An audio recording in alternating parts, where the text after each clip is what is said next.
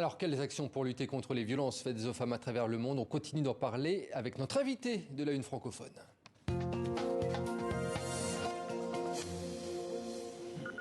Et bonjour Fanny Benedetti. Bonjour. Vous êtes la directrice d'ONU Femmes France. Depuis plus de 25 ans, le Fonds des Nations Unies pour l'élimination des violences faites aux femmes, c'est plus de 600 initiatives dans 140 pays et territoires. Je crois d'ailleurs que demain, vous allez annoncer un plan d'action pour la République démocratique du Congo, justement.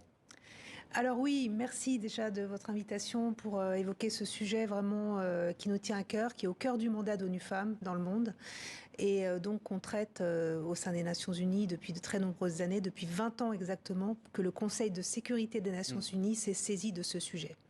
Alors, la conférence dont vous parlez demain, c'est vraiment un dialogue avec des acteurs de premier plan de la société civile. L'objectif, c'est de leur donner un peu de visibilité parce qu'ils œuvrent au quotidien aux côtés des femmes qui sont victimes de violences sexuelles, de violences armées, de groupes armés depuis des décennies, mais là qui augmentent en ce moment, et donc leur permettre d'exprimer ce qu'elles voient, ce qu'elles peuvent faire pour prévenir, pour protéger et surtout pour réinsérer ces femmes dans la société. Alors ce sera un espace de dialogue, mais concrètement sur le terrain, quelles actions justement pour prévenir ces violences faites aux femmes ? Alors, pour prévenir, il faut mobiliser tous les acteurs, bien évidemment. Les acteurs de la société civile au premier plan sont là pour donner l'alerte, pour également identifier, faire des dispositifs d'alerte préventive de ces violences, mais c'est extrêmement difficile, comme vous le savez.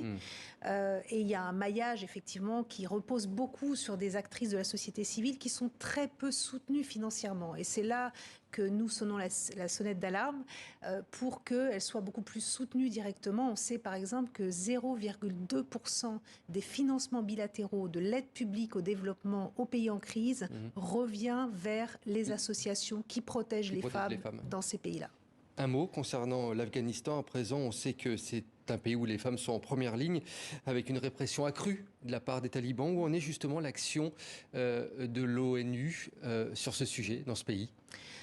Alors, l'Afghanistan, vous savez, on a eu un espoir très fort, des résultats, pas seulement un espoir, des résultats très probants, des avancées sur la scolarisation des jeunes filles, sur la place des femmes dans les autorités, dans les instances décisionnelles du pays. Tout ça est balayé, évidemment, depuis l'arrivée des talibans, c'est la table rase, malheureusement.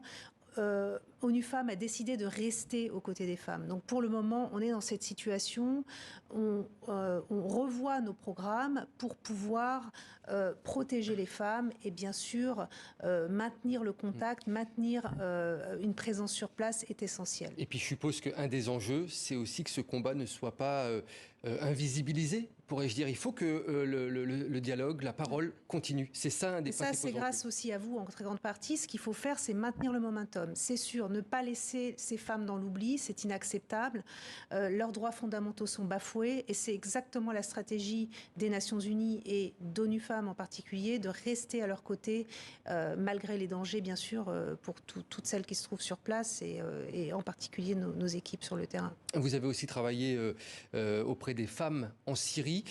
Comment s'inspirer de l'expérience que vous avez eue sur le terrain, là-bas, auprès de ces femmes ? On peut s'en inspirer pour d'autres pays? Alors, je ne sais pas si, justement, c'était un exemple que je voulais donner parce que finalement, ce qui est difficile, c'est de faire participer aussi les femmes dans la phase de reconstruction du pays, puisque ces phases-là, elles ont des conséquences pour les décennies qui suivent. Et malheureusement, bien souvent, nous nous battons pour documenter leur participation aux médiations, à la résolution, aux négociations de paix, en quelque sorte, à toutes les étapes des négociations de paix. Et bien souvent, il y a une résistance extrêmement forte et elles sont tenues à l'écart, notamment dans le cas de la Syrie. Il a fallu conduire des négociations parallèles, c'est-à-dire qu'elles n'ont pas été finalement... Alors qu'il faut les remettre au cœur de la cité, c'est ça que vous demandez? Absolument. Elles doivent être non seulement autorisées à participer, elles doivent être écoutées et entendues. Et on est encore loin du compte, même si nous monitorons, nous suivons le nombre de dispositions dans les documents de paix, dans les documents de négociation qui les concernent et qui intègrent leur point de vue. Une dernière question pour conclure cet entretien. Je voulais savoir, concernant un sujet qui nous concerne beaucoup en ce moment, les violences faites aux femmes ont explosé depuis le début de la crise sanitaire. Vous dites pourtant que la crise du Covid est une opportunité pour lutter contre les violences faites aux femmes, c'est-à-dire? Comme souvent, les crises peuvent aussi se révéler être des opportunités. Ce ne sont pas seulement mes mots, mais ceux du secrétaire général des Nations Unies. Et je le crois vraiment. Je crois, on a vu dans les conflits mondiaux, notamment la Deuxième Guerre mondiale, qui a permis aussi, à la sortie du conflit, aux femmes d'avoir le droit de vote. Comment concrètement on y arrive? Alors concrètement, il faut que nous nous battions pour que les plans de relance soient genrés. Genrés, ça veut dire quoi? Budgéter les budgets, justement, enfin avoir le genre comme sujet transverse à toutes les initiatives de sortie de crise.